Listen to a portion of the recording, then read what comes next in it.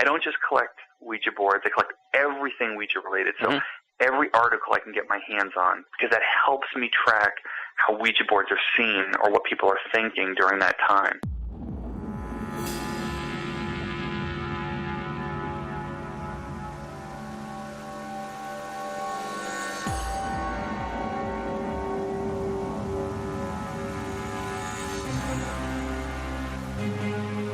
What fascinates me with the Ouija board is that it has captured, the imagination of this country for over 100 years. If there's a danger in using a Ouija board, there is danger in all spirit communication, because I don't know who we think we are that we think we understand the rules of what spirits can and can't do.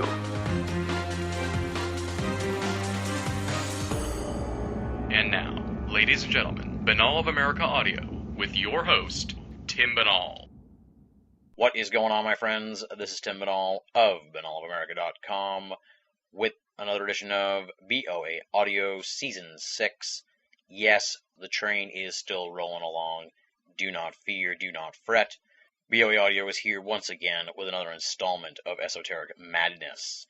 And things are looking up, I think, for BoA as a whole. As you can tell here from the intro music, big thanks to Ian for supplying the tunes this week.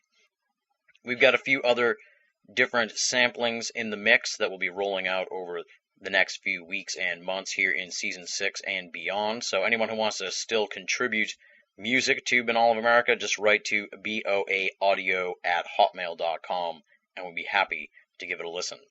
Now let's get down to business on this week's edition of the program. Very exciting show, very different, I think, from what you're going to hear on a lot of other programs. Continuing our theme this season, we're going to be exploring another fringe realm of the esoteric as we welcome the world's foremost collector, historian, and expert on the Ouija board, Robert Murch. I think folks are really going to enjoy this conversation quite a bit because Robert Murch's passion for the Ouija board is infectious. And as always on the program, it really is less an interview and more a conversation here this week on the show. We're going to be examining the Ouija board from a whole bunch of different angles and going down just a whole myriad of side roads over the course of this hour and a half. We're going to get into the Ouija board basics, including the distinction between Ouija boards and other types of spirit board devices, the history of the Ouija board in America from 1880 all the way to today, including the evolution of its popularity. Along the way, of course, we're going to address the long-standing idea that the Ouija board is dangerous or evil. We'll find out where that idea originally came from and how it contrasts with the early popular opinion of the device, as well as how that perception has changed over the years. Those are the big areas of discussion in this conversation, but of course there is tons and tons more in there, folks. Lots of little details and side areas we explore.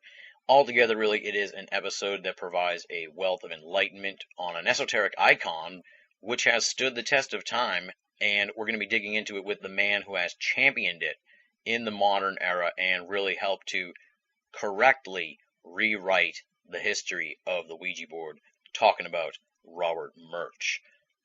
For those of you unfamiliar with Robert Murch, allow me to provide you with a little background on him. Robert Murch is the world's foremost collector, historian, and expert on the Ouija and talking boards. To most, he is known simply as Murch.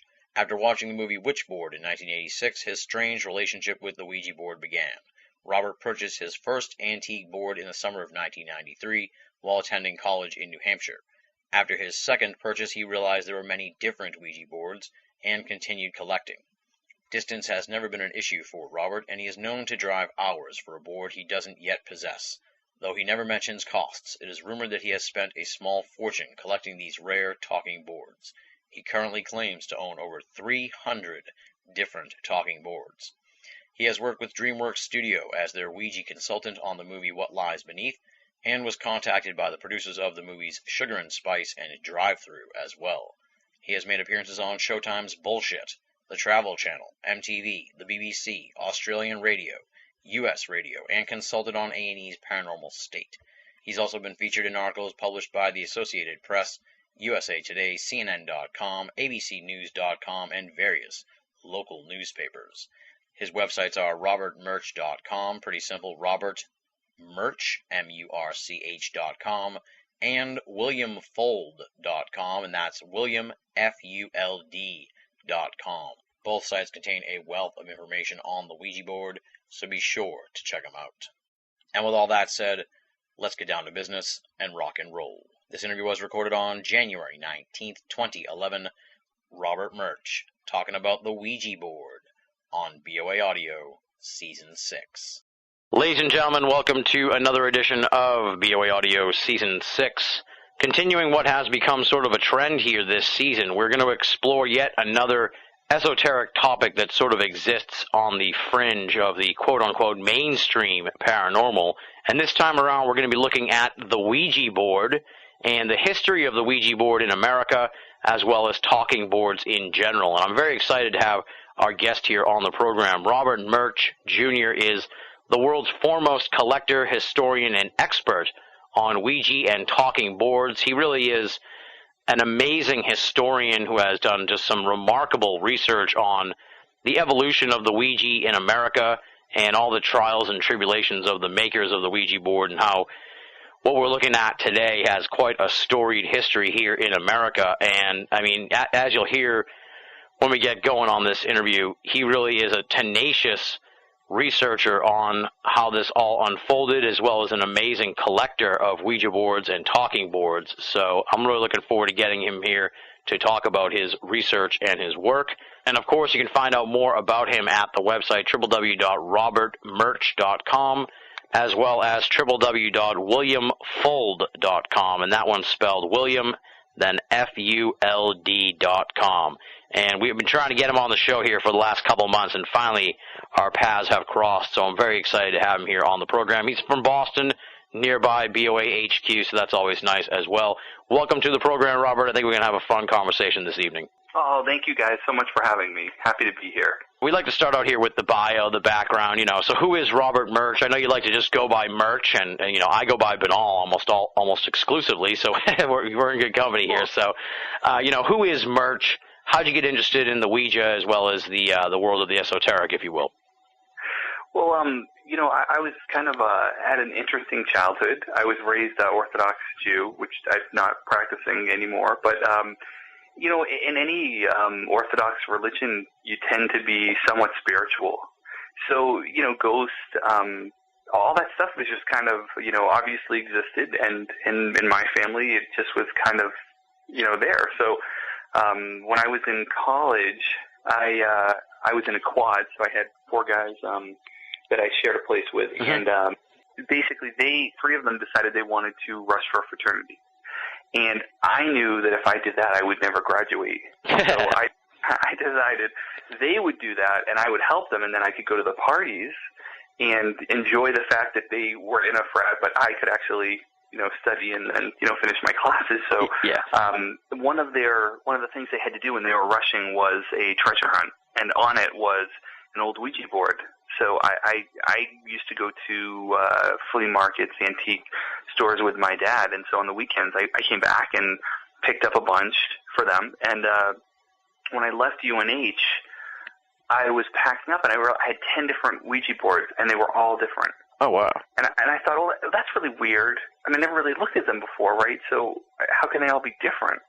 Isn't there just kind of one Ouija board? And that was just the beginning of, it's like 17 to 18 years ago now, basically just kind of starting the research. And then when I started the research, I would look things up, and there would be completely different answers in every encyclopedia. It was a little pre-World Wide Web. Yeah. I actually had to, flip open the Funk and Wagnalls and the Britannica, which, people today have no idea what that is. But I had to flip those open and look through them, and it just didn't seem right. And so I started digging more and more, and that led me to actually kind of tracking down and having them track me down, descendants of William Fold's family and the other people who were involved in the Ouija board. And that of course led me on to doing more research and kind of discovering more things. And now, all these years later, basically the whole Ouija history has been rewritten on all this, and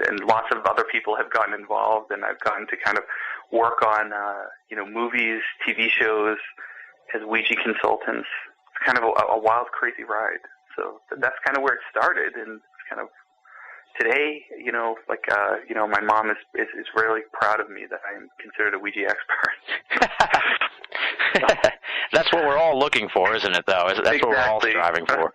Exactly. That's why you spent all that money on college for, so it's fantastic. But, it is very interesting, and it mostly, what fascinates me with the Ouija board is that it has captured, the imagination of this country for over 100 years. And, anyone who's involved in this subject, there are many different tools to explore the paranormal.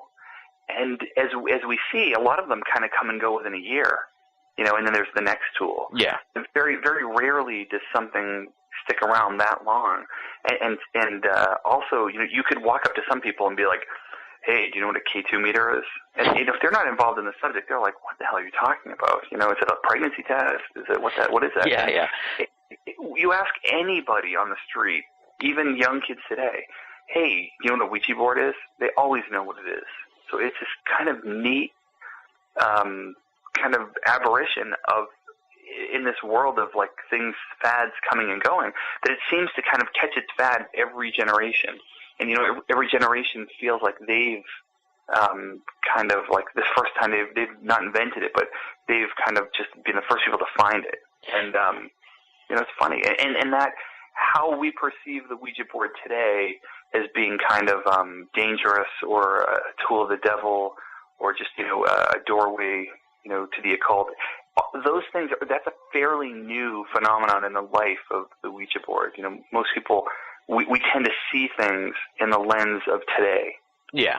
And if you talk to your grandparents or great-grandparents and you ask about a Ouija board, they're like, oh, my God, I haven't thought about that. We used to have so much fun. I mean, they were things that the whole families played with, starting in the late 1800s and straight through until the 1960s, 1970s is where you really started seeing Hollywood take an interest in using the Ouija board as a great visual tool for spirit possession, demon possession, or just, conjuring something that's bad.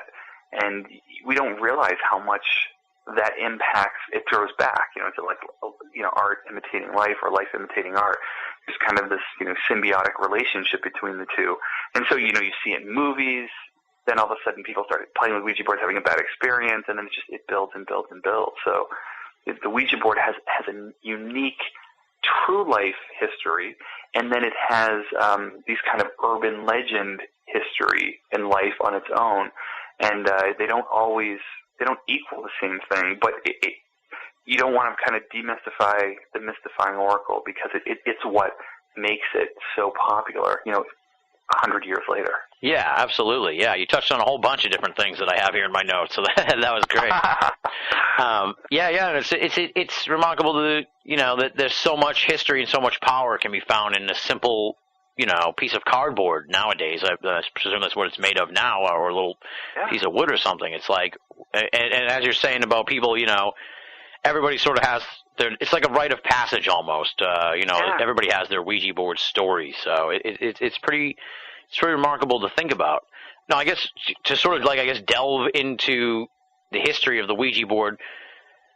Obviously, as we'll sort of get into, the actual word Ouija is really an American thing. I mean, that the word Ouija came from the people who developed it here in America. But what was the history of? I guess you could call it the talking or the spirit board, before it arrived in America. Well, it's interesting. The term talking board, that's actually an American invention as well. So okay. What we know as far as talking boards, and talking board being the general term for these type of boards. Ouija, though it's the most popular and the first kind of commercial name, is a trademark that's currently owned by Hasbro, and Parker Brothers is a division or a brand of Hasbro now. And so it's kind of like Kleenex. I was just going to say that. Yeah. Or Xerox copy, you really mean photocopy, because Xerox is actually a brand. So it was the first commercial talking board. So we kind of, we use them interchangeably, but technically it's a version of a talking board. So talking boards, we know there was an article in 1886 in the New York Tribune that was talking about the talking board sweeping northern Ohio. And so we know that these boards actually existed, 4 years before Elijah Bond files for a patent in Baltimore. Now, what's really kind of cool is, so I tracked back, wait a minute, first of all, how do you get a patent on something that already existed? Yeah. And the other thing is, well, how did he find out about it? So basically what happens is he was in the Civil War, and during that time in 1886, Elijah Bond was actually in Ohio at that time. Oh, wow. So my guess is, again, I don't know this for sure because I wasn't there, and the Ouija board did not tell me this. But logically, if he's in the area, it's hitting the news, it's probably something he saw.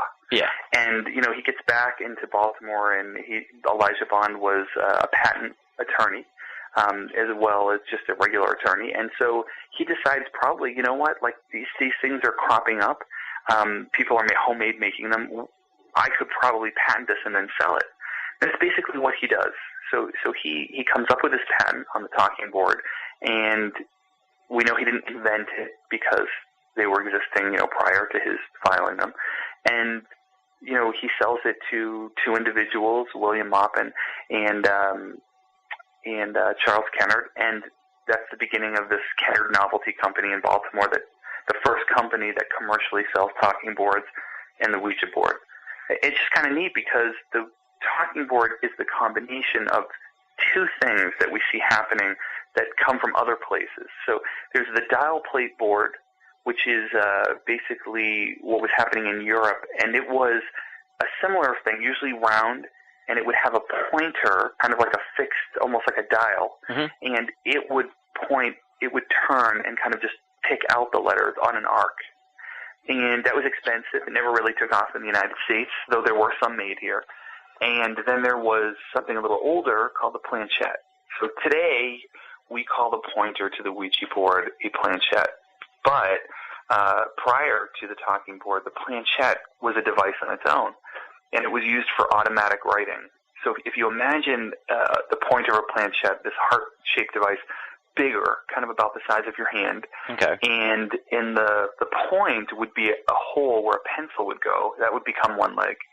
And at the larger two sides of this heart-shaped device, there would be wheels and casters.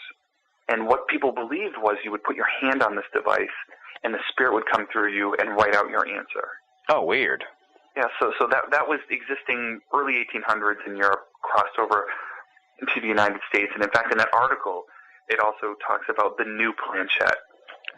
So the planchette and these dial plates like merged. People were using kind of both of them, and then just thought, well, wait a minute. What if I just put this? What if I put like the other end of the pencil, where the eraser, just the end of the pencil would be? It makes a leg. It could actually point out letters. That might be faster than or trying to read handwriting. Yeah. So out comes kind of this natural progression.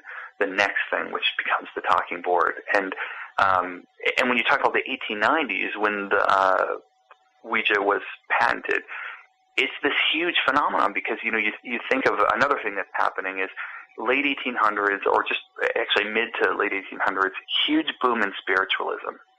So spirit photography, mediums, and so people have to spend money. It's expensive, right? Like people are not super wealthy in this time. And so they have to, if you want to speak to a ghost or a spirit, you have to find a medium, someone who's trained in this. And all of a sudden, this game for $1, $1.50, depending on whether you bought the small size or the large size, you could do this yourself. And the first critics of the Ouija board were not like the religious folks, were not fundamentalists, was not the right wing.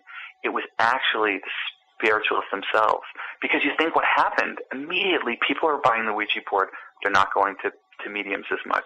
So what happens? Someone's losing their income.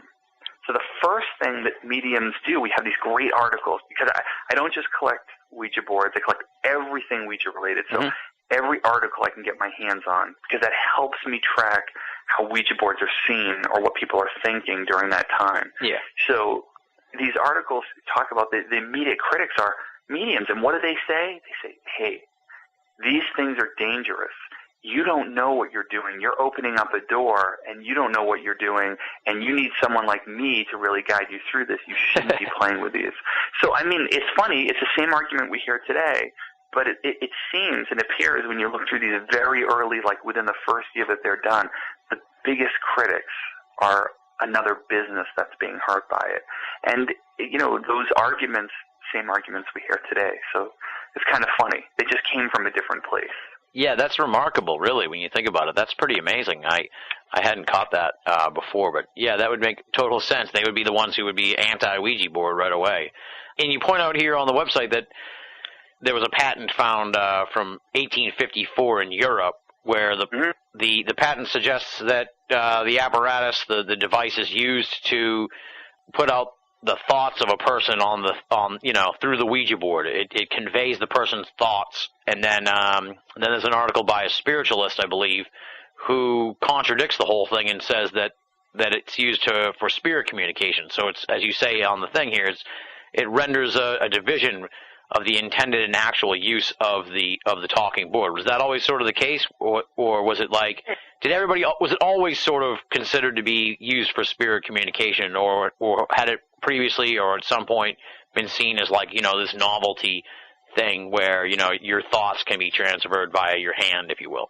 I think right in the beginning it fell into different camps. And the other hard part to think about is today, you know, like today they're called spiritual. You know, I mean, yesterday they were called spirituals. Today it's ghost hunting. You know, that's the huge thing. It's popular today, and people don't think you're crazy if they see you doing this. Back then it was the same thing. If you walked into a house and saw people playing Ouija board, you'd be like, "What the hell is going on here?" Yeah. But back then it was super common. Everyone had a Ouija board, and everyone was playing it. It was uncommon if you saw someone who wasn't playing with the Ouija board. But they didn't see it as a cult or evil, or it was kind of like it was part of the movement. Everyone was talking to spirits. Right away, some spiritualists said, "Okay, this is bullshit. This is clearly your subconscious. It has nothing to do with spirits. This is just you wanting it to work, your mind playing tricks on you." And today, psychologists call this, ideomotor response. Yeah. Or, a form of automatism. Your brain, you want it to work. And so using a Ouija board puts you in the place where your mind opens up and allows your subconscious to answer questions you don't even know you're pushing it. And in all my investigations, I have seen this as well as I have seen things I can't explain. So I think people picked up on it really quick that sometimes it's your subconscious and sometimes it's things you can't explain. Yeah. Being a ghost. So I think, but the part to remember is when you talk about the beginning, it's hard to think of a time when, oh yeah, of course you're using a Ouija board. But I mean, you think about it, right? Like people always say today, why are Ouija boards still popular, after 100 years? Well, I say this in my presentations, for $19.95, you get an unlimited calling plan to the other side. No exactly. Overages, no roaming, and Ouija boards, look, the funny thing about it, it's like you said in the beginning, it's so simple. Letters and numbers, and it's something that points them out. So, I mean, it's the first wireless device. It's the first text messages, only they were from the other side. And it's kind of funny where we're at today. Today we use, people are on their iPhones. Exactly. Sending messages back and forth. It's the same, it's all, we haven't come as far when you think about what they were doing. It's kind of ironic. In addition to that, too, kind of like what you pointed out with the mediums and stuff, it's like, let's say you go to a medium to get these messages from the other side. You don't know. You never really know for sure if you're being taken for a ride or not. But with the Ouija board, there's no ill intent. There's no fraud, at least, on the part of the Ouija board, if you will. Do you know what I mean? It's like, it's a straight up one individual thing. You don't have to deal with someone else's, hang-ups or their agenda, if you will. Right, exactly. If you're doing it by yourself, or if you're doing it with someone you trust, your friend, they're not pushing because they kind of want it to work too. People ask me this all the time, like, well, do you think they're bad or do you think they're good? And look, I have over 500 of these boards in my house.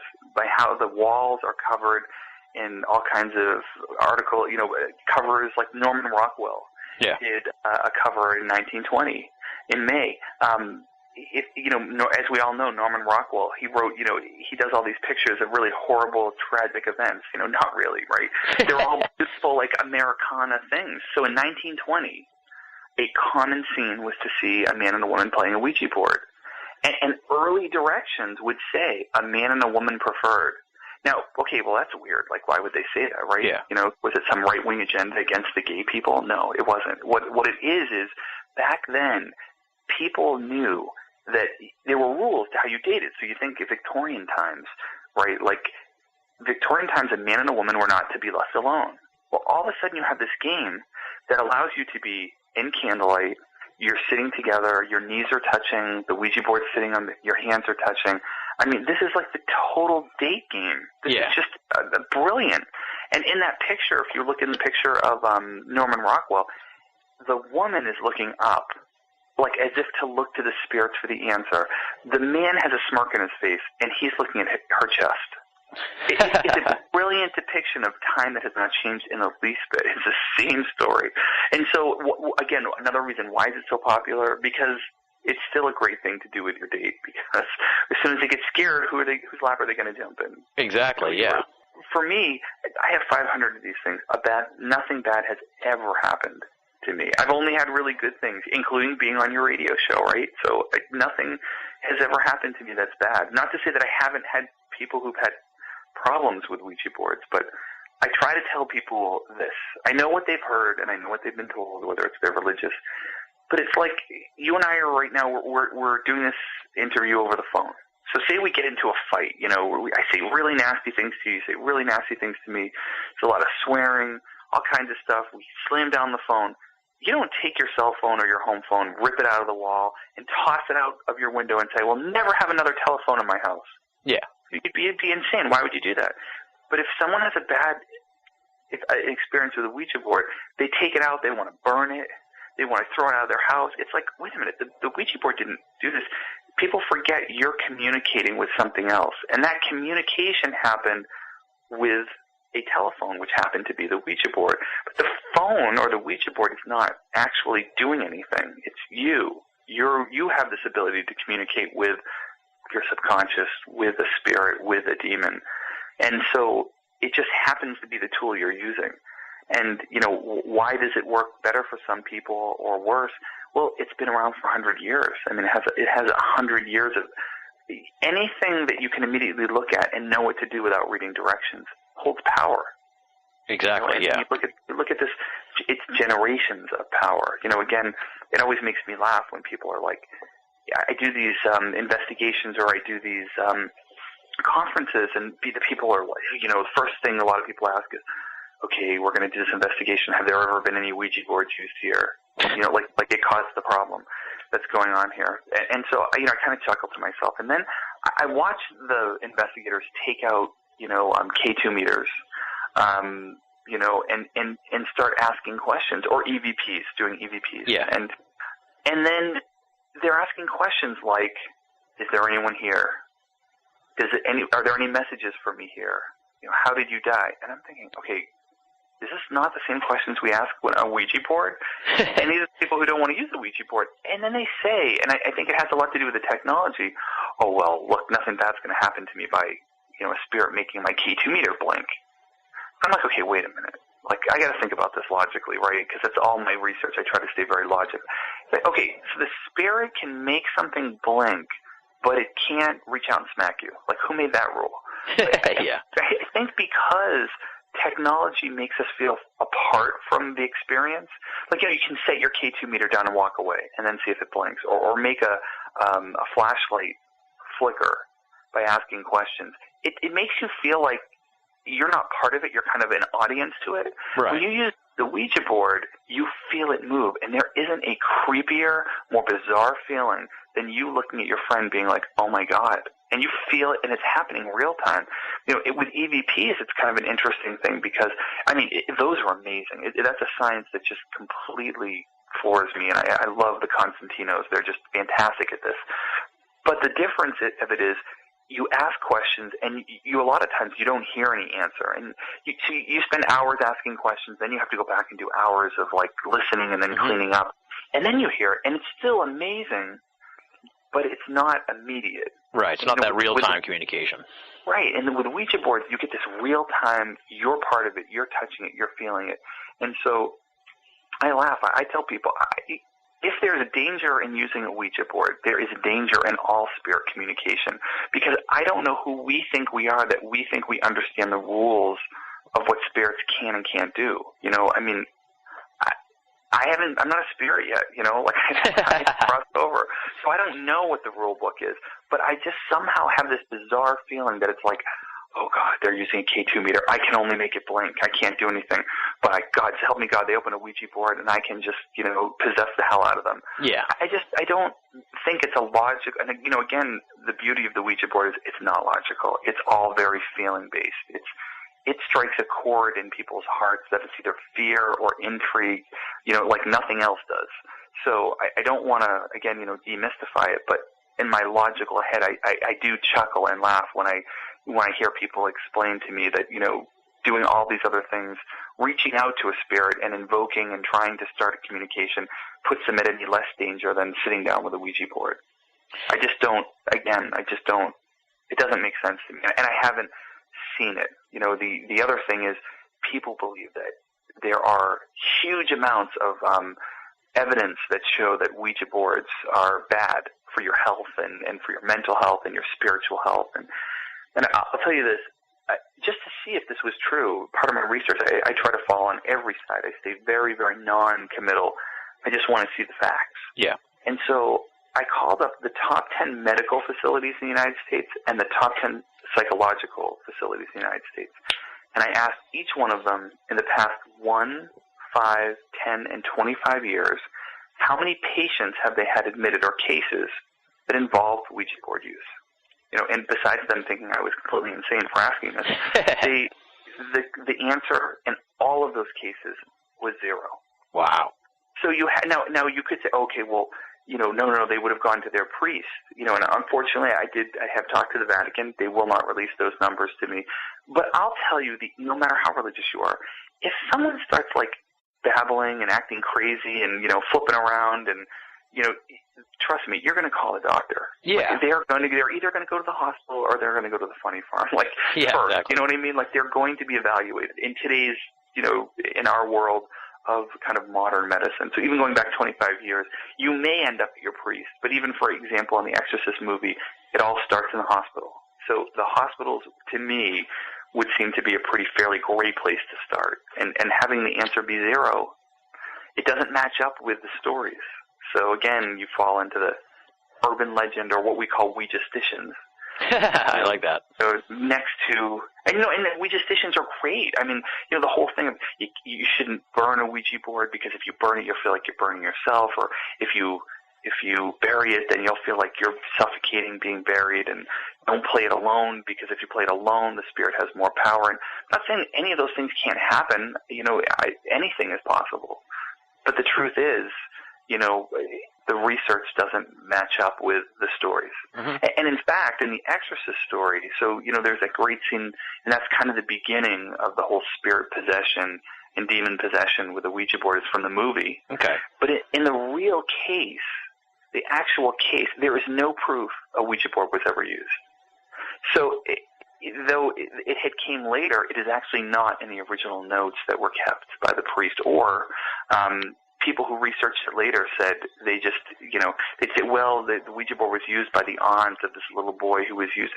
The family members who were interviewed later of that boy, whose identity is still kind of kept secret, said there was no such aunt. There was no grandmother. This person didn't even exist. So it's not that it might not be true. It's just that there's no proof. Right. And, you know, to me, if there's no proof, I kind of have to go, well, you know, the researcher, if I can't prove it, it just becomes an interesting story. Right, exactly, because you're really, you know, a historian on this thing, so it's important to get the facts right, because otherwise, you know. And the stories. Like, I'm equally, you know, fanatical about copying down each, you know, story about this as well, because, again, it all plays as part of its history. Now, I guess talk a little bit about sort of the trials and tribulations of the early, you know, the early Ouija in America, how, you know, it seemed like these guys, which I found it really interesting. It goes to what you had said earlier here, these guys who sort of started the factory and started, patented the Ouija and everything were politicians and lawyers. So, I mean, these were like, upstanding, important members of society and the citizenry of Baltimore and everything. So it's like, that just goes to what you were saying earlier about, Norman Rockwell and how mainstream this was. I mean, these were mainstream guys. You don't see politicians and lawyers getting mixed up in ghost hunting nowadays. No, not so much. Although it would probably make them more interesting to me if they were. Yeah, I agree. So you have these people. So Elijah Bond, you have one of the original settling families, descendants in this family, the Bond, of Baltimore. You have Colonel Washington BoA, a descendant of the same BoA family with the BoA knife from the Alamo. Oh, wow. You have Charles Kennard, again, very wealthy family from Delaware. You have William H.A. Maupin, very upstanding, high political family from Virginia and West Virginia. And, it's kind of interesting. You have all these people, from kind of seen in high esteem. And then you have William, what's it called? You have Harry Wells Rusk, who was the president, and he was a patent attorney. He was also in the House of Delegates in Baltimore, in Maryland, and served in the Senate, and then also served as in the United States House of Representatives while he was president of the company that made the Ouija board. Oh, wow. So I worked with Congress to kind of rewrite his biography because I didn't know kind of the more interesting things about him, which I find that fascinating. Absolutely, yeah. And so all these people, they come together to make this business. And back then, look, it's like old money makes more money. So a lot of these guys had lots of businesses going on at the same time, and it was like you'd start 5 things and one of them would do well. Right. And so this was one of them, and a toy and novelty company. And so, what happens when they start a business making all kinds of toys, the Ouija board takes off like boom, like wildfire. And so immediately what happens is Washington BoA, who was the person who kind of had his hands on the purse strings, and he was the person who kind of put in the most money. In the original agreement, it said basically this was the company and these are the people who would be involved for the first year. And, Washington BoA is like, hey, I can do this by myself, really. I don't really need all these people.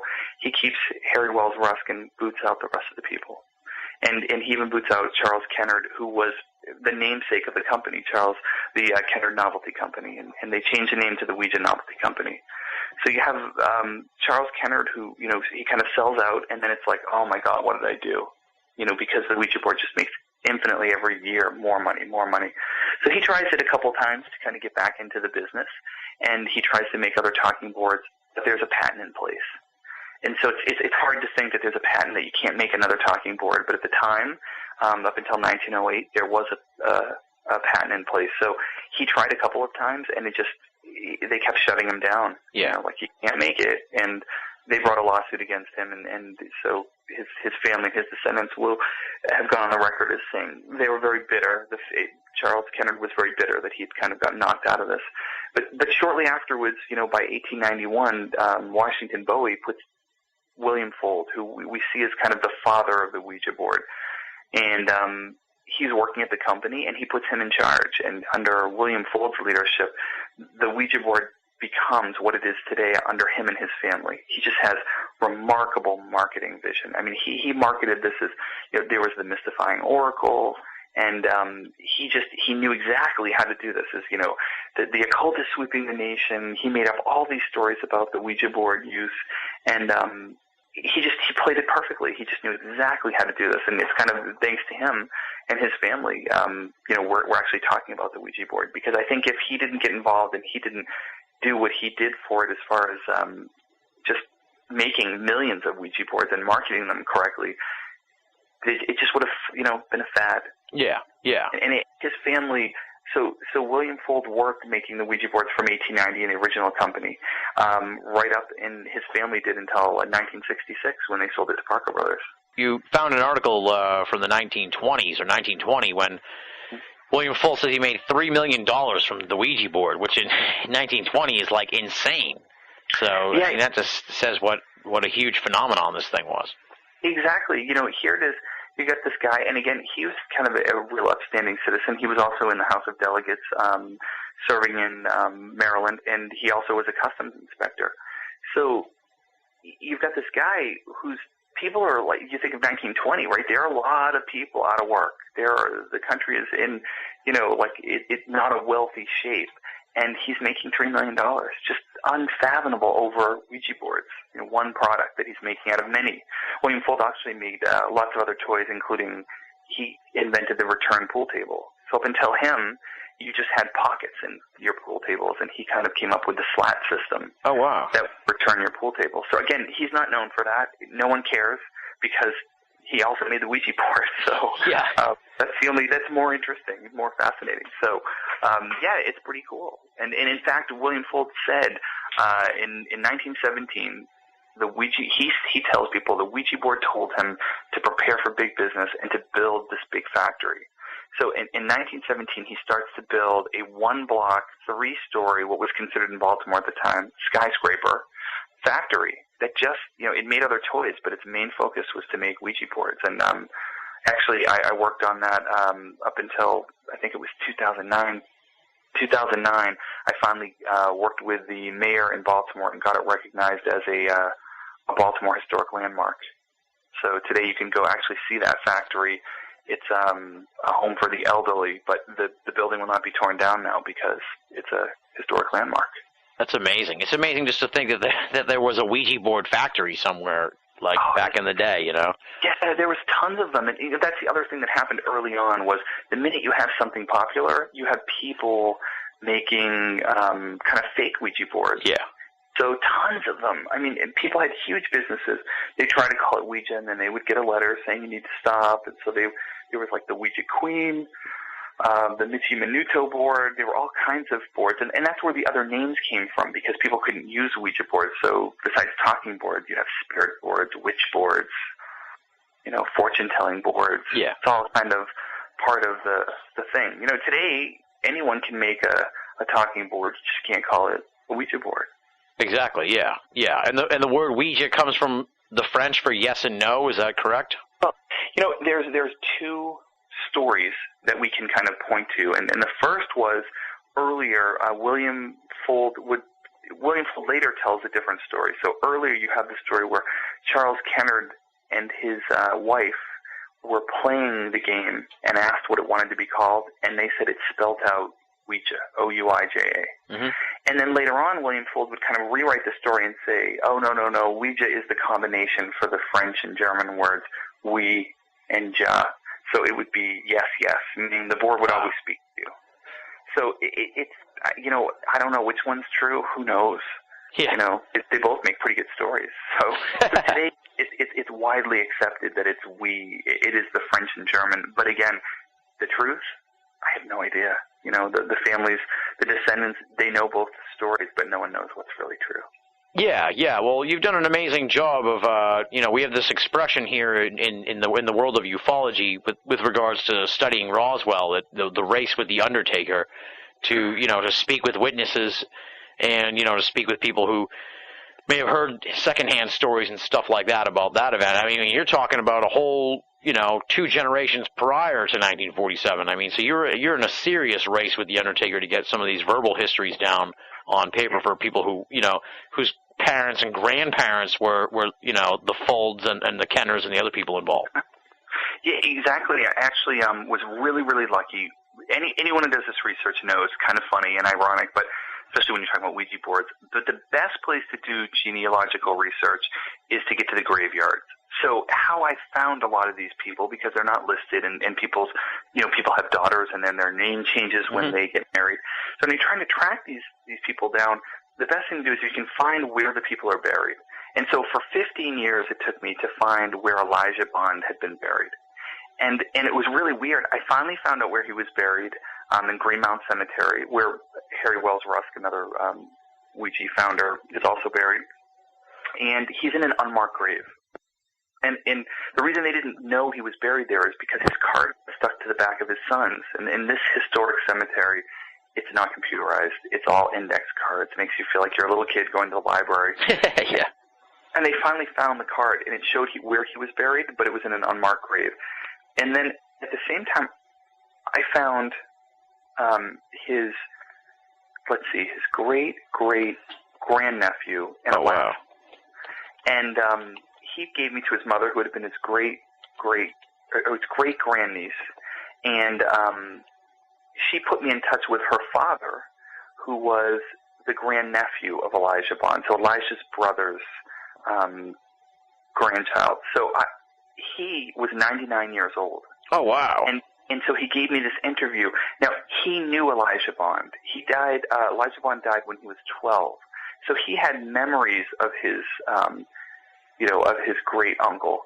And he told them all kinds of great stories. So he told me all kinds of great things, and he gave me permission to actually put in and raise money to have other people interested in Ouija boards kind of pitched in, and we put in this gravestone that has like Elijah Bond, patentee of the Ouija board, and on the back is his drawing of the Ouija board from his patent. So the back of his gravestone, this huge marker, is a Ouija board. Yeah. So people go see that now. Yeah, there's a picture. There's a picture there on your website. It's pretty cool of his Ouija gravestone. And it was, to me, honestly, it was a way to say thank you for giving me, at that time, 15 years of this hobby that had taken me everywhere from, studying the history in Canada, and I finished writing the history for Canada. It's a different history up there, kind of went on its own course up there, and so it's just taken me everywhere. And I kind of was like, hey, this is a thank you. Now, the flip side is this poor guy, was like resting in peace since 1921. No one even knew where he was buried. I just, I hope he was okay with, like, all of a sudden, last year, it was actually the #1 visited grave in Green Mountain Cemetery. Oh, wow. And that's the cool thing about it is like, okay, well, cool, but how many people are visiting graves at this graveyard? It's actually the same graveyard that John Wilkes Booth is buried at. Oh, wow. So he's like, he's topping John Wilkes Booth here. Exactly. So that's a pretty cool thing. I mean, of course, look, I have to admit, it's pretty bizarre and neat as you come up the hill where he's buried. And as you come up over the hill, this huge marker that has a Ouija board on it, you can see kind of coming at you. Yeah. So in a graveyard, that's a little strange. So I can see why it gets attention. Yeah, I'm sure, I can't speak for him because he's not around, but, everybody wants to be recognized for their accomplishments. And so, I'm sure in a way it's a, maybe he can rest in peace that he's getting recognized for what he did. Exactly. Hope so. He hasn't given me any bad messages, so I guess it's okay. Well, that's good. Now, what about this Fuld family feud that you helped to sort of settle, that went on for like 96 years, but thanks to your research and sort of getting the various branches of the Fuld family back together again. Talk a little bit about that whole thing. Yeah, I'd love to take credit for it, but actually they did such an amazing job burying the hatchet. So in we'll go back to 1897, William Fuld decides to bring his brother involved in the business. And, today you hear horror stories like never do business with your family. Yeah. But, they were close, very close. Isaac was an older brother who also made all kinds of pool tables and other toys, very talented individual in his own right. And they're in business together making Ouija boards from 1897 to 1901. And in 1901, we don't know why, but Colonel Washington BoA decides to give William Fuld the exclusive right to make Ouija boards as opposed to him and his brother. So immediately, when Isaac Fuld is kind of cut out of the business, it starts a feud, and no one knows why. Like, it's really interesting. But back then, when family fights broke out like this, people just stopped talking about it. Yeah. It was like this person and that side do not exist anymore. Mm-hmm. So they didn't talk about it with other people. We know, because I've gotten my hands on all the trials. They went to court a couple of times, and starting in 1901 and ending in like 1920, 1921. And they fought back and forth as to who could make the Ouija board. So Isaac continues making Ouija boards. He gets a lawsuit slapped against him and an injunction stopping him from doing it. So he decides, well, I'm going to just call them something different because, why not? And so he calls them Oriole boards. It's perfect, right? Baltimore, Orioles, that's what he calls it. Yeah. And The thing is he uses the stencils that he had, or that he took from when he was making Ouija boards. And we know this because actually Stuart Fold, Isaac Fold's grandson, had these stencils that were found in an old trunk that were kind of passed down in the family. And so I took these stencils and I put them up to a Ouija board from that time, and they match. And then I put them up to Oreo boards that were made, and they also match. Oh, wow. So luckily these were not found during those trials because Isaac would have gotten in a lot of trouble. But that's what he was doing. So the Isaac side of the family, Stuart and his sister, they actually gave me one of those stencils where the word Ouija is cut out. And these stencils are brass, so they're these neat, huge brass kind of cutouts that where the Ouija board, where the ink was rolled over them. So they gave me one of those, and that's hung up on my wall. That was used in this fight. And so in 1921, the courts finally decided once and for all that Isaac broke the law. He shouldn't have been making these kind of faux Oreo boards, and that William Fold had the exclusive right to make them. And so, from 1901, the two sides of the family did not speak. And in 1997, I had put up a website. I thought, I collect Ouija boards. I'm amazing. I have 12 Ouija boards. And I was like, I know everything. I knew nothing. And but I put them up there and just kind of put up the stories I knew. And Kathy Fold, the granddaughter of William Fold, signed my guest book and wrote in. And, she said granddaughter of William Fold, daughter of, I think she just wrote HF, which was Hubert Fold. And according to my research, Hubert Fold didn't have any children. So I was like, she's the granddaughter of William Fold and I'm the Pope. Yeah. So I just didn't believe it. And so, I wrote her back, and she actually knew answers to questions that only the family would know. And it turns out the family did a good job of hiding her because back then in those days, she was kind of like the person who would inherit the fortune and, this kind of Ouija empire. And kids were getting kidnapped.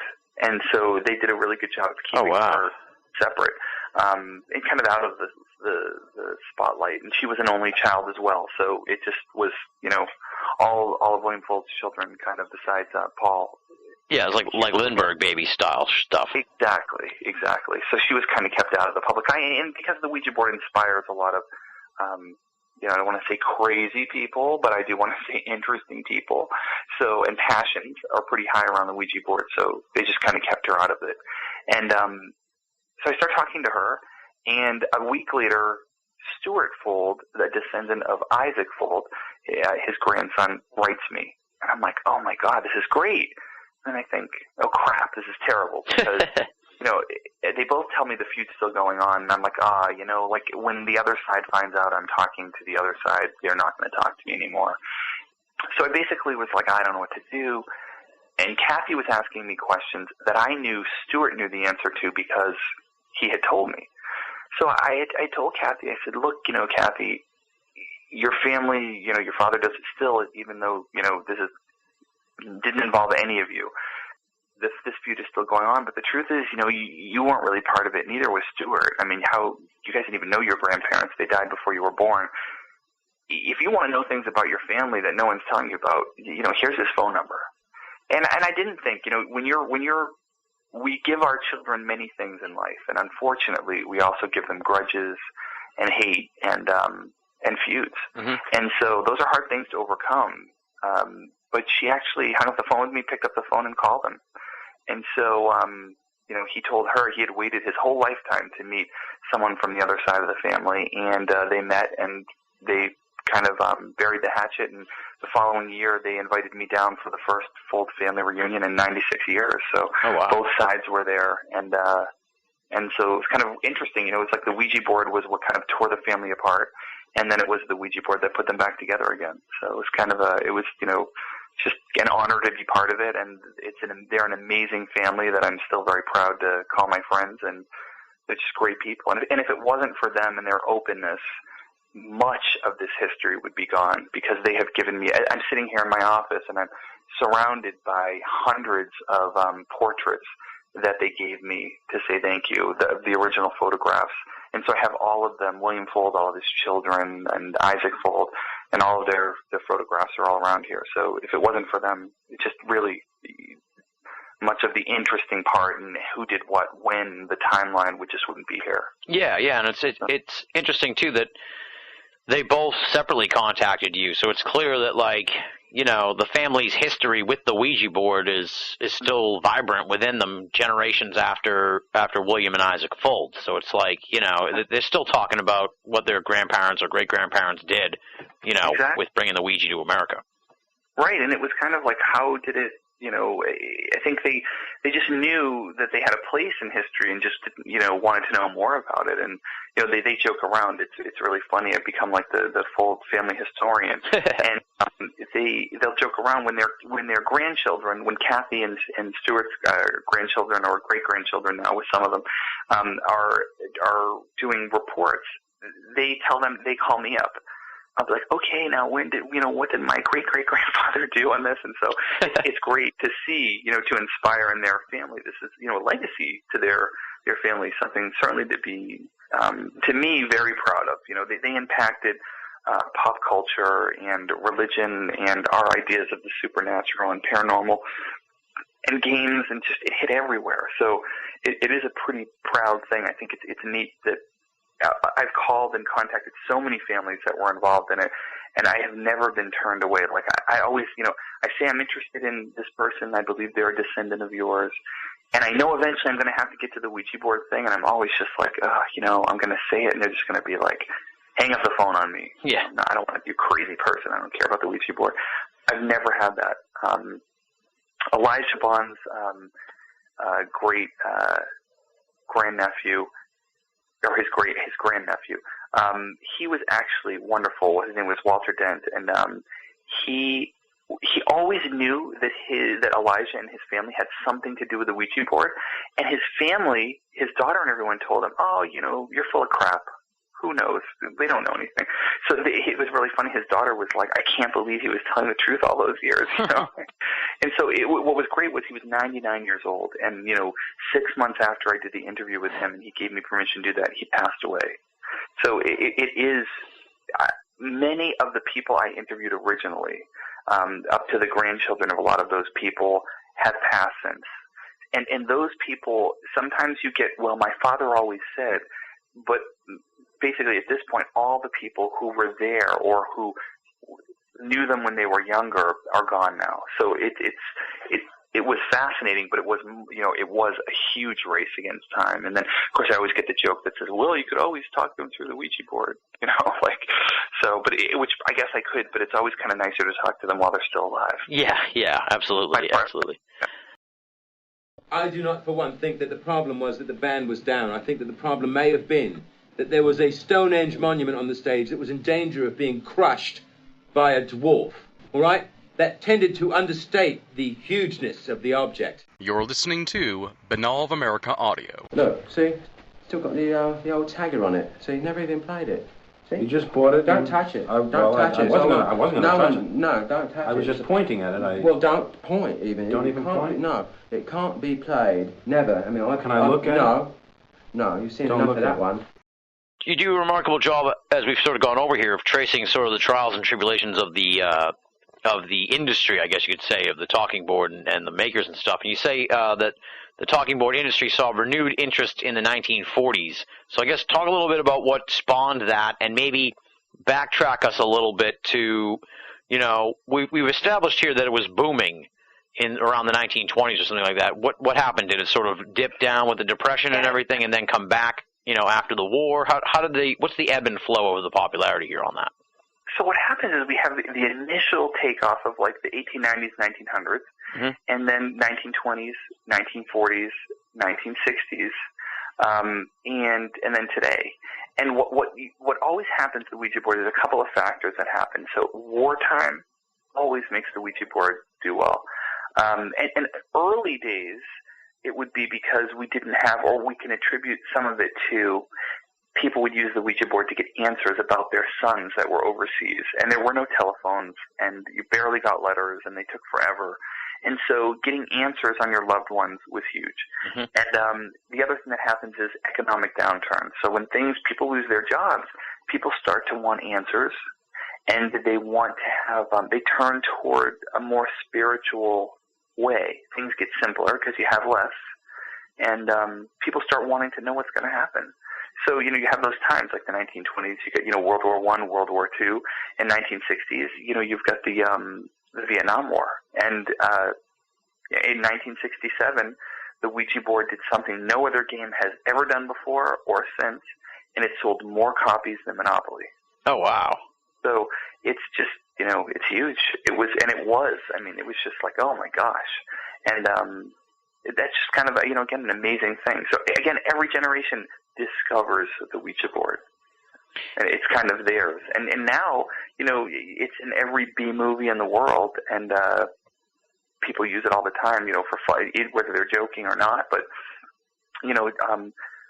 there's Hasbro's actually made a deal with Universal and Michael Bay to make the official Ouija movie. Oh, wow. So, I'll be consulting on that, too, which is kind of neat.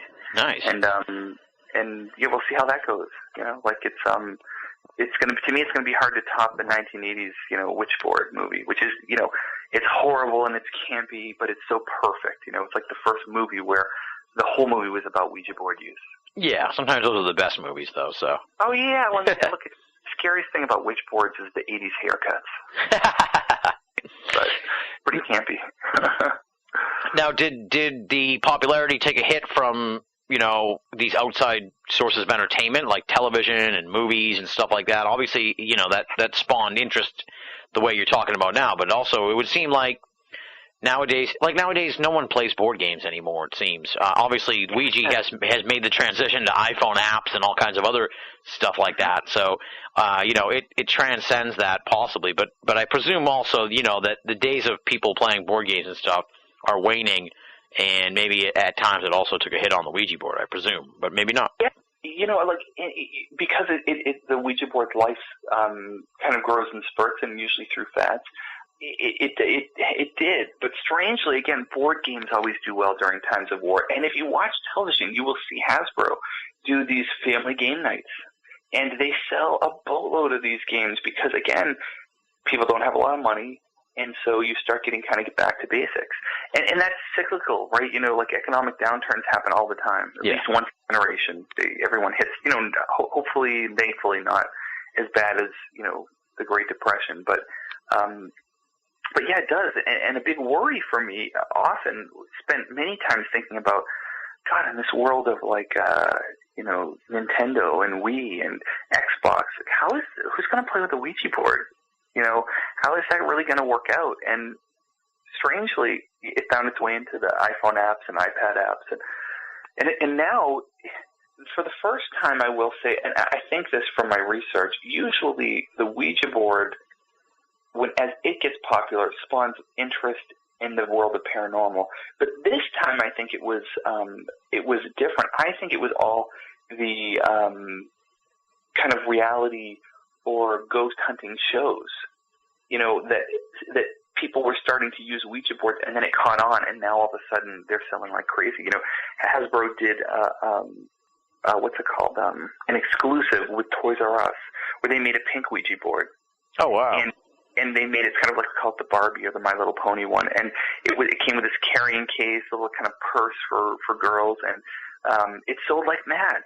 And it took over a year before Fox News, it hit the front page of Fox News. Like, the right-wing evangelicals were just horrified. And they're like, oh, my God, Hasbro is entrapping and ensnaring young girls' souls by this. And it's like, Ouija boards have been sold for 100 years.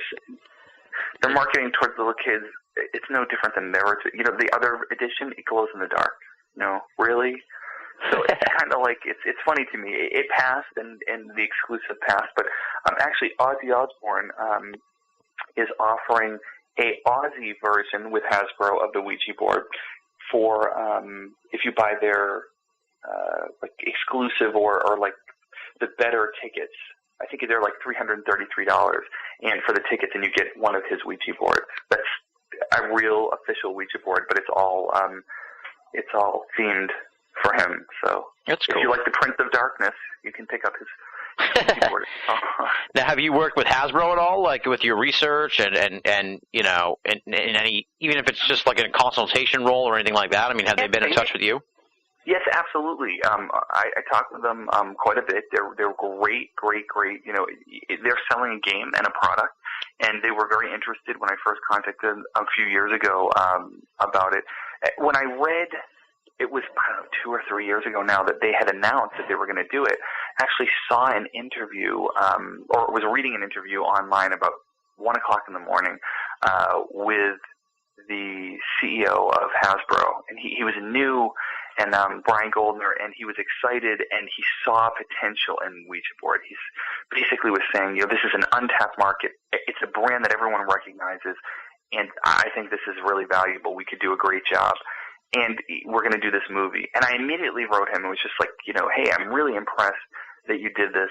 This is my background on the Ouija board. I'd love to get involved in this project and to kind of talk to you about its history.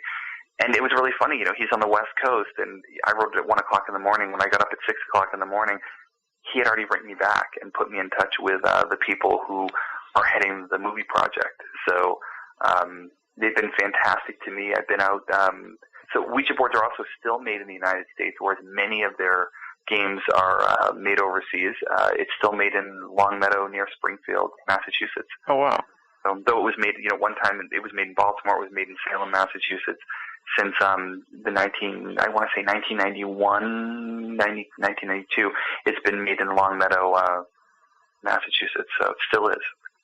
Now, have you, I presume, obviously, that you've used the Ouija board. How often do you use it? I mean, is it sort of like, now is it sort of like you, like with me, it's like I don't listen to much paranormal radio because I work in paranormal radio, so it's like, you know, I need to take a break and watch SportsCenter or something. Is it sort of like that with you, where it's like, listen, I don't want to play with a Ouija board. My life is Ouija boards, or do you find yourself using them more often than not?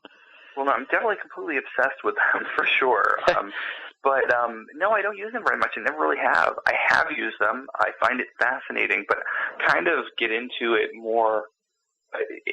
Investigating its history and doing other people. The one thing I did find real early on that it was kind of like a red flag for me was Ouija boards are so polarizing, and people who use them have such strong opinions that I knew if I wanted to stay objective, I kind of needed to not do that because it was easy to go full into the real, well, are they good, are they bad? Yeah. And it's kind of crazy. It's like the argument with guns, you know. People have this a problem with guns, and I was born in Maine and have family and spent much of my life on a farm, or my early life. And you know, I am a super liberal Democrat, I will say, and I know it upsets my other liberal friends, but like guns don't kill people. People kill people, and you know, it's the same thing with the Ouija board. Like Ouija boards are not killing anybody. You know, like there are stories early on from the 1920s, 1930s, 1940s. One of the great story was the Ouija board told me to kill my daddy, so I did. And this young girl took a gun, a shotgun, and she killed her father. And it turns out what comes out in the trial was her mother was having an affair with what they were calling a cowboy, and her husband was in the Navy, and she didn't want to get a divorce because she would not have any money. So she played the Ouija board with her daughter, and she decided to use the Ouija board to tell the daughter that she needed to kill her father.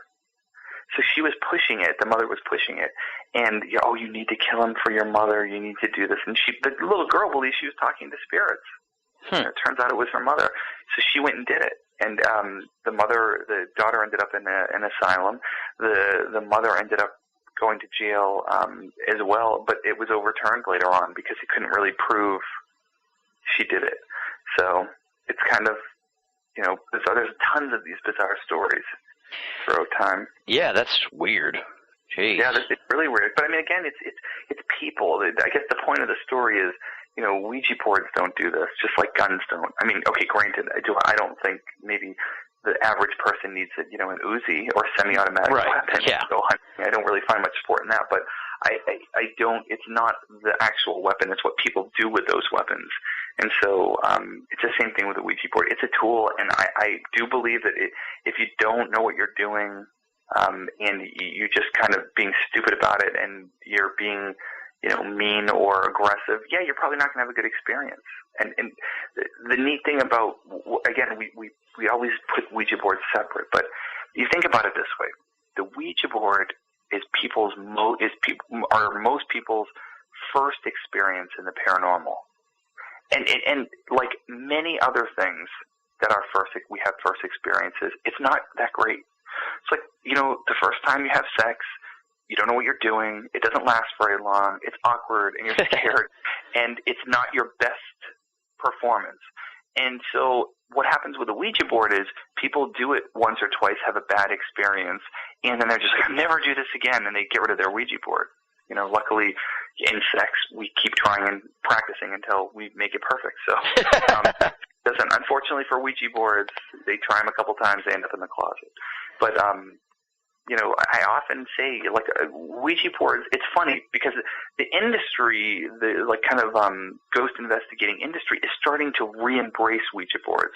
People who said they'd never sell them are selling them. The shows are showing Ouija board use. People are not, it's like it's turning, the tide is turning towards them. And I love to see that. It's fantastic to see people kind of looking at it more objectively than just what someone told them about it. But, it's just kind of interesting to me because Ouija boards are much like the gateway drug. It's kind of like marijuana. It's where people who get into drugs start. And for the paranormal, it's where it starts. Most of us and all these people who investigate ghosts, their first experiences with the Ouija board, and now they're like, should never use those. That's what invites, evil in.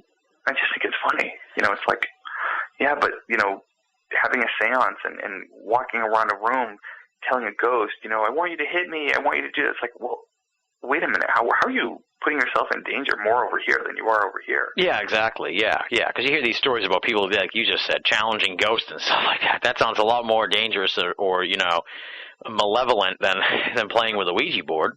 Right, where you're just like, hey, is anybody there? As opposed to, calling it names and trying to get a rise out of it. It's like, yeah. I don't know. I mean, I'm not saying it's wrong. It also makes great television. Don't get me wrong. I love all those shows, and I love, I've watched The Ghost Hunters forever, worked with them. They're fantastic. Paranormal State, The Ghost Adventurers, great guys. All have their own thing going on. And it's funny, as I worked with them over the years, all these different groups, it's changed. One time I was doing in Cooperstown, I want to say it was Cooperstown in January of 2010, I got Hasbro to give me a bunch of Ouija boards. And we went and I did my kind of lecture, and then, asked the ghost hunters, hey, I want to give away all these Ouija boards, and I want people to use them during their investigations. And they were just like, oh my God, we're totally against them. We don't ever want them. And I said to them, I think if you would see if you just let me do this. At first people were like, oh, there's no way we want them. And then after I do the lecture and I go through the history, like everyone wanted one. Yeah. And then it was the best. You saw people running around from room to room in this hotel in Cooperstown with their Ouija board under their arm. And like we had Jason and Grant they were laughing their butts off. It was like, oh my God. And I was trying to show them, look, what's the difference between, you've got them using all of these tools, they're all trying to make contact. What is the difference? And same thing. The Ghost Adventurers are great. I mean, they've been kind of using Ouija boards and different things from the beginning. They were super open to it. I went up with them in Mansfield. Fantastic group of people. Yeah, well, I'm sure there's also a desire, I guess you could say, on the part of some ghost hunting groups and stuff to be scientific, you know what I mean? And so in turn, then they shun the Ouija board because that's antiquated, if you will. You know what I mean? Kind of goes back to what you're saying about technology.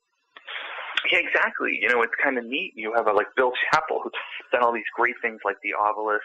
I mean, they're just, to me, they're like electronic Ouija boards. So it's just funny, to see how everything comes. But yeah, and then you've got, different people who want to try. To me, the most fascinating experiment would be to really use all of what we consider the latest devices with a Ouija board. Like seeing, okay, if you're making contact with the Ouija board, is it showing, are there any electromagnetic fields? Are there any EVPs at the same time? which thing is working and is it getting picked up across the board. So those would be neat to see. I'd love to see more of that. All right. Now here's a story that someone posted on my forum about the production of the Ouija boards, and I'll see if you've heard this story or if there's anything to it. Clendenin said he knew a guy that worked in the toy industry in Cincinnati at Kenner, and he said that he heard a lot of secret stuff from the toy industry, and he sort of laughed at him, saying, what kind of secret stuff could you hear? And he told him this story about the Ouija board, and it said, let me find the right part here. It says, anyway, somewhere in the company's past, they made Ouija boards competing with the likes of Parker Brothers and Milton Bradley and various others. So this might have been like a Ouija knockoff or something like that. Mm-hmm. He says, and I'll send this to you after the interview so you can, investigate it or put it in your files or whatever. But he says, he told me in the early 1950s there were long-held rumors that if you burned a Ouija board that had made true contact, the thing would sparkle, fizzle, and turn all sorts of colors, etc., like demons were being let out. It was the rumor, and I'm sure it traveled, as most rumors do, of that sort amongst kids and such. Anyway, keep in mind this is before the safety and liability issues of today, back when we coated things in lead paint. They decided to use this rumor to propel their sales, and they started telling people their boards worked better.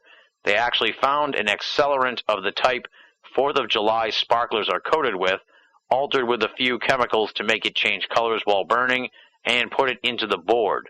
The boards were stock made of compressed fiber board, so adding an accelerant into the fireboard during manufacture was a simple process. Not enough to explode, mind you, but definitely a fire hazard, and enough to make it appear to be much more than a regular burning board. The next thing they did was to use this board in every 4th game. 1 in 4 used this board, so that not every time, but sometimes when burned, the thing would be pretty spectacular and appear to match the rumor. I doubted him honestly until he produced some of the stock they still had. Use was discontinued in the early 60s. He broke off a piece. We set it on fire. It was actually pretty cool to see, but would definitely appear to make you go, if you didn't expect it. So what do you think of that? Have you ever heard that story before, or is this something new? No, it's definitely something new to me.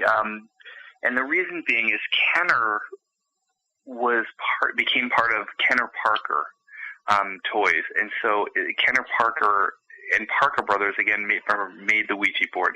So I'd never heard of Kenner before they merged making it, but it wouldn't surprise me because many of the other major manufacturers did have knockoff boards. But yeah, I've never heard of it. But that's I'd love for you to send me that because those some of the stories that turn out to be true, or sometimes they're just kind of stories that are passed on. But that's pretty neat. Yeah, I thought it was pretty weird. He says Kenner started in 1947, was bought by General Mills, thanks Wiki, which added Play-Doh to their lineup, which was then bought by Tonka, then Hasbro. So I don't know the chronology. It's absolutely right because General Mills bought Parker Brothers, and then they combined. They had Kenner toys and Parker toys, and Parker Brothers. So they merged them to become Kenner Parker toys. And then Parker Brothers again then broke off. Yeah. So have you ever heard any stories, not necessarily about them coating the boards with things, but of people who burned their boards and crazy stuff happened that we could actually attribute to this story? I've never. People will say, again that they try to burn it, it doesn't burn. They have to keep lighting it on fire, it won't burn. And I always kind of, scientifically put that to, that compressed fiber board or masonite or press board, back then, like that article said, or that letter said, that they didn't use great things. Who knows what's in that crap, you know what I mean? Like, there was no, regulations on what you could, putting different preservatives in wood and... Yeah, it could be asbestos for all we know. Exactly. I have some early boards that used to glow in the dark from the 20s and 40s. That who knows what the hell they used to make those things glow. I'm sure it definitely would not pass the safety standard test, today as to what they make things glow. So it always makes me laugh. It's like, oh my gosh, Yeah, I'll send you the post here and this guy's contact info. Maybe you can get some more info on what he's talking about. I thought that was a pretty weird story. Now, what have you must have heard of this story of Emily Grant Hutchins in the Mark Twain book. What do you think of that whole thing? Yeah, many things. There's before that there was Pearl Curran, and there are many stories which again propel Ouija board use, and that's the belief that someone is using a Ouija board to kind of funnel someone famous or another spirit and write. And again, you just touched upon another one. Actually getting Mark Twain to come through and write novels. And the thing is there's never any proof anyway. And then you'll have literary people go through and say, oh, it is him. No, it's not. It's not his style at all. It's like I can't imagine writing a book through a Ouija board. Yeah. You know how long that would take? I mean, my God, the patience you would have to spell out every word letter by letter. But they did it, and actually, there were quite a few people who did quite a few books and hundreds of pages of prose and poetry. Oh, really? Wow. So and there's actually there is a great book. I can't believe I'm not going to remember the two sisters who wrote this book. Hopefully it comes to me, but it's called The Book of Inspiration, and it's actually, God, I hope the names of them come to me. They wrote a book, and the whole message was supposedly given to them through their spirit guide and through a Ouija board. So it's still today the same thing is happening. Now, do you think that the Ouija board's always going to be sort of stuck with this cultural baggage of it being occult and sinister now that it's become, this has been going on for a couple generations now at least, that sort of idea that it's dangerous and all this other stuff? You think it'll ever shake that off, or it's going to always sort of have on it? I think we'll always have it. We live in a world of like instant media, right? So like we have cable news like telling us every time someone crosses the street when they're not supposed to. And so you think about what makes like Fox News, right? Fox, the only things that makes Fox News, it's never anything good. It's always the most outrageous, horrible, horrifying story. Yeah. And so with Ouija boards, for every story that someone finds something that they'd lost their ring and the Ouija board told them where to go, that's not going to make the news. What makes the news is the Ouija board told someone to kill their family, and they do. And that's going to make the news. And so whatever makes the news is what we hear and sticks in our head. So no, every time something bad happens that has to do with the Ouija board, it's going to make the news, and that's going to reinforce the fact that they're bad. But, like everything else, the minute the church or your parents tell you not to do something, it's the first thing you're going to do. So it's never going to hurt Ouija boards, because the minute that, it's like when The Exorcist came out, the movie, I mean, every person who, there were people passing out in the movie theater, they were screaming, they were trampling, trying to get out. And you know what they did? They went home and bought a Ouija board, because everyone wanted to see their friend's head spin around and spit up split pea soup.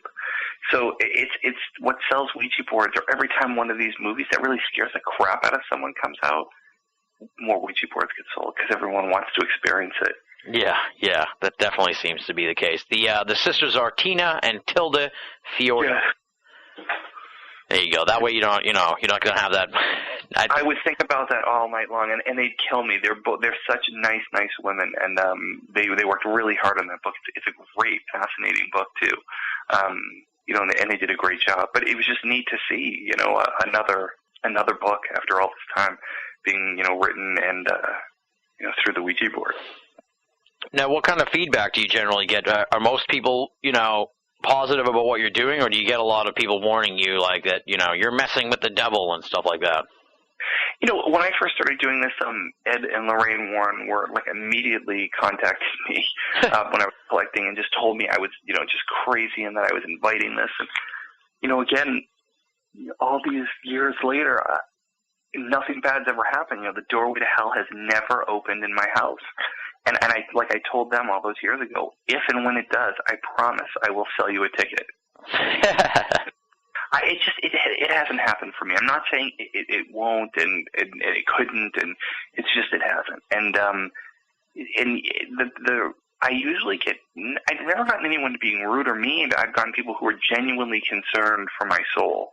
And, look, hell, if anyone's genuinely concerned about me, I'm all for, like, them, hey, okay, I might not agree, but, they're actually really trying to warn me about something, that's fine. And most people just tend to be open-minded about it. And, when you research something a lot and you've shown yourself to be, valid and correct about your research, people tend to treat you differently. I think I appreciate the fact that trying to get the facts straight has earned me, a good reputation. So even though people might disagree, when we talk history and debate the facts, it doesn't always equal where they're going with it. And so I've never really had a problem. I have some good friends in the industry who fall clearly on the other side of the fence on this, but they've always been very respectful. Yeah, well, I think a lot of it too with the Ouija board is, I guess you could say I'm sort of an agnostic skeptic or something along those lines, or I'm an open-minded skeptic. So I've never used a Ouija board. So although after this interview, you're making me want to use a Ouija board. And I've had other guests on the show who are like, don't go there, man. Don't even go there. So it's like now I'm getting conflicting messages here. But I think if it really is truly, a gateway to the other side, I think a lot has to do with the energy that you bring to it anyway. And I mean, you have this like love for the Ouija board. So I can't imagine why, I think what you put out comes back to you in a way. You know what I mean? Yeah. Totally, I totally agree with you. Especially when you're dealing with something that has to do with, whether it's psychic energy or, your ability to contact the other side. I think what you take with you and what you bring with it, it definitely, you go into it with a bad attitude or being scared, and I guarantee you it's not going to be a great experience. Exactly, yeah. If you're like, oh, I'm afraid to use this because a demon might come through, then, that they know that, I think. I think that, it gets projected out there, and it's like, oh, shit, here comes demons, man. Exactly. They're just like, cool, someone wants to talk to demons. Awesome, And so, yeah, I do. I totally agree with you. And I also think, the other problem is when you're dealing with stuff like this and, you believe you can talk to demons and they can do really bad stuff to you, you have to be very strong. No doubt. And I think, unfortunately, people's first experience of the Ouija board, they're giggling and it's funny and it's cool and it's neat. And, if you can get yourself into trouble, I think, if you're really looking to. And, I've had some really cool discussions with people about some people, they do rituals or things to kind of cleanse the board or say a prayer or picture a white light. And I tell everyone when they ask me what should they do, you should do whatever you have to do to make yourself feel confident about that you're in charge and you're deciding when you start talking and you decide when it's over. And whatever that takes. For some people, it's it's using salt and saying prayers, and other people, it's just saying, hey, I'm large and in charge, and you're not going to do anything bad to me. Yeah, exactly. Now, I'm sure you've probably sort of gotten this question before, but it's like, I guess as I sort of said to you, here I am. I'm sort of an agnostic skeptic or an open-minded skeptic about all this sort of stuff. I think that gives me the best position to look at all these different paranormal subjects, so I'm not just like a true believer on stuff. Right. But what's your take on the Ouija in general? Do you really think it is sort of this communication device with the other side? Well, I think it can be. Like I said, I've seen it be a communication to just people's subconscious, and then I've seen things I can't explain. And so I have to believe that if spirits or the other side can make contact, then of course they can do it through a Ouija board. But that's the whole thing is we're never really going to know until we're on that other side, I guess. Yeah. And that's what makes the whole hunt fascinating. Absolutely, yeah. That's what, that's the journey we're all on. The Exactly. guests and me and everybody else, we're all trying to figure out what the hell's going on here with these mysteries. Right, exactly. And the Ouija board plays a fun part in our pop culture, for sure. Absolutely, yeah. And it's remarkable, too, because the paranormal seems to ebb and flow and wane. And as you've sort of said, the Ouija board is this iconic piece of paranormalia, if you will, for lack of a better term, that has lasted all those years, over 100 years. It's a remarkable piece of equipment, and it's just such a simple piece of equipment too. It's really quite. I can understand your fascination and obsession with it. The more we talk about it, and the more you think about it. It's quite remarkable that this thing has captured the imaginations of people for over 100 years. Yeah, it's crazy. It was yeah, it's just crazy. It was it turned 120 last year, so wow, that's pretty cool. Now, is it still really huge in like Europe and Canada and stuff? I mean, is this still a worldwide phenomenon, or is it really more as something that's like Americana? It always is pretty good. I think it's biggest in America. Canada probably second because they're majorly influenced by the same things and see the same TV shows as the United States. But in Europe, it still is. If you go online or go on eBay and you see there's tons of different kind of knockoff Ouija boards that are still being made and different talking boards. Now, we sort of talked about this earlier, and you just mentioned it, and I had this question sort of like, in the back of my mind here. I wanted to make sure that I got to it. What sort of like constitutes a knockoff of the Ouija board? Was it, is it the layout of the letters and everything, or is it just all the different stuff in the corners? Like if I wanted to make a fake or a knockoff Ouija board, what would you just like slap different symbols in the corners and that counts and you're okay, you're not going to get sued, that kind of thing? Yeah. So basically all that's left for the Ouija board is kind of a copyright on how it looks, and meaning like not necessarily the layout of letters, but the symbols that are on it, and the trademark itself, the word Ouija. Yeah. So you can use the same layout, the same two arcing letters and the numbers kind of in a straight line, and you can use a sun and a moon, but they can't look the same. And I think if you put people playing it in the corners and use the sun and the moon, you're asking to get in trouble. There was a few iPod or an iPhone and iPad apps that the design looked strikingly similar, like someone scanned it in, and quickly those apps have been removed from the App Store. So I think you get into trouble as you try to make an exact copy, but it's easy to get around it because you can use the same symbols, you just use different. You do the arcing, but you can kind of use different symbols, so it gets pretty, I think, easy and quick to get around. Yeah. The not calling it a Ouija board. Yeah, just don't call it. Yeah, just don't say like it's the merch brand Ouija board. Exactly. As you've established here clearly in this conversation, you're all about the Ouija board. What's next for you? Obviously, you're helping out with this movie, and I see on your website that you're working with Eugene Orlando from the Museum of Talking Boards to co-write the ultimate book on the history of the Ouija board. So, what's next for you? What do you have going on? Yeah, it's just the research never ends.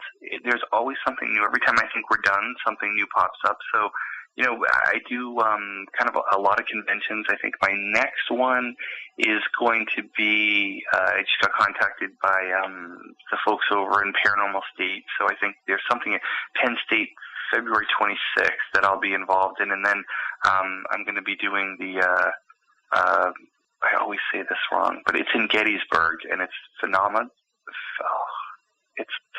I can't say it tonight. My mouth is just not going to do it right. But there's like March 26th, I think.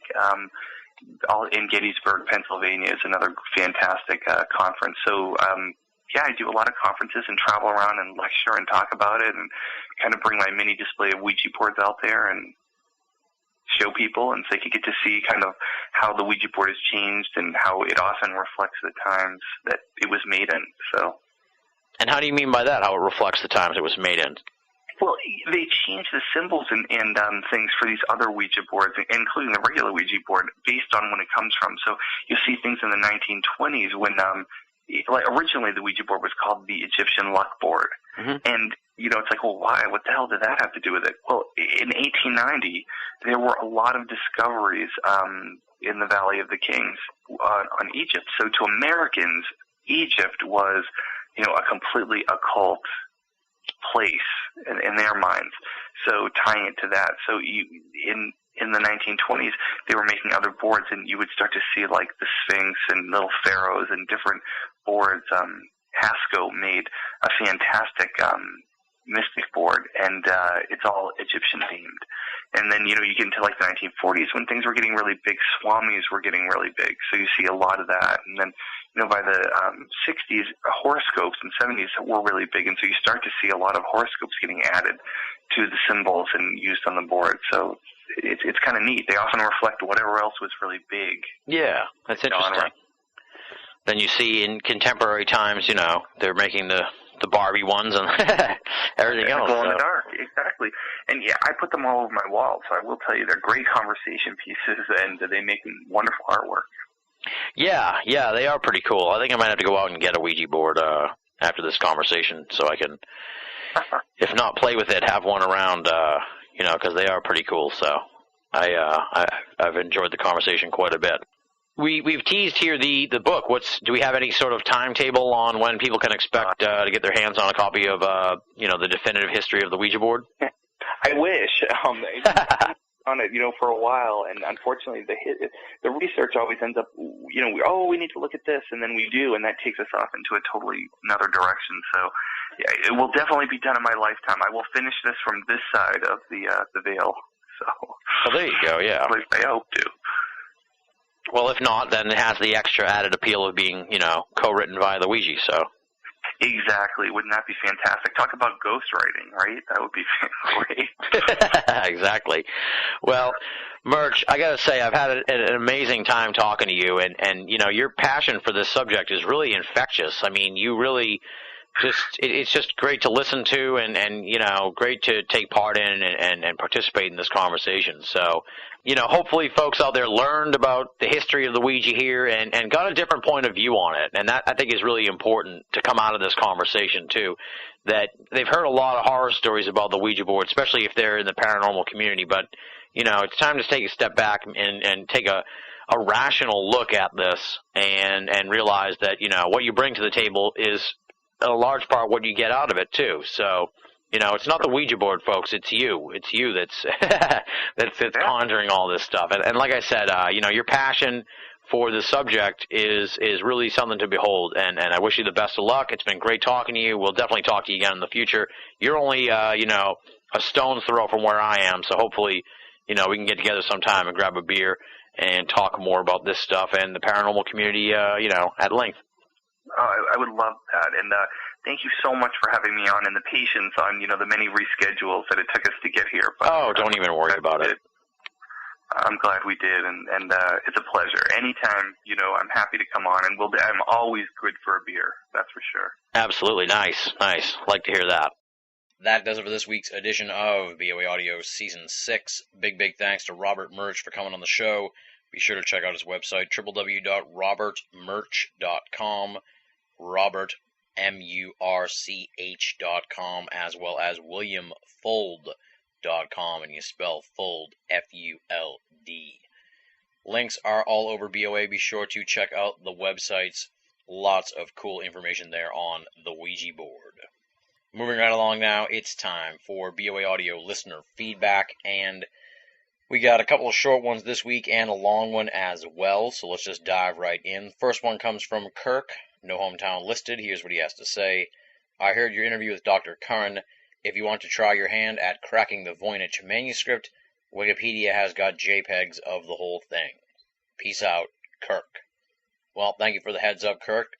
Solving a mystery of sorts that we had on the program last week, so if folks want to check out more about the Voynich manuscript, punch it into Wikipedia, and they've got some JPEGs of it.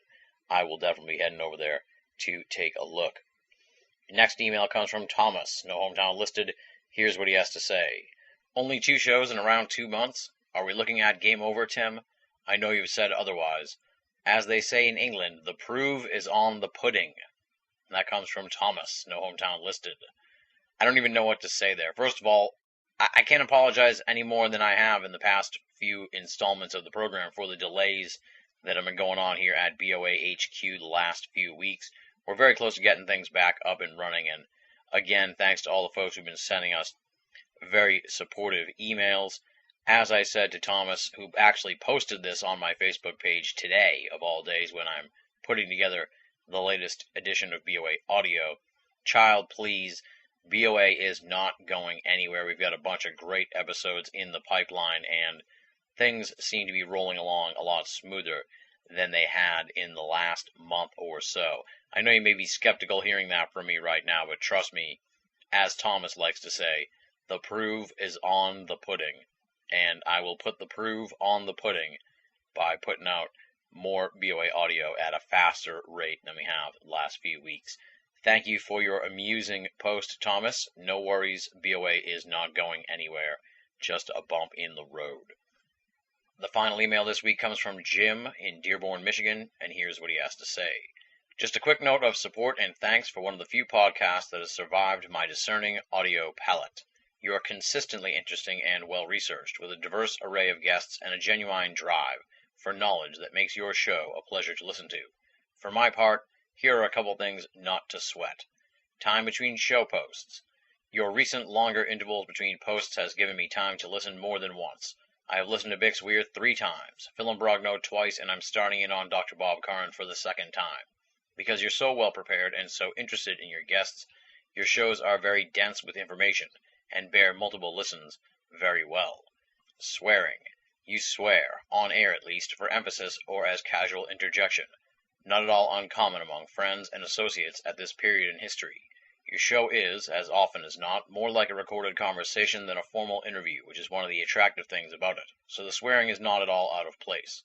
People who swear excessively create the impression that they lack the ability to express themselves more precisely or intelligently.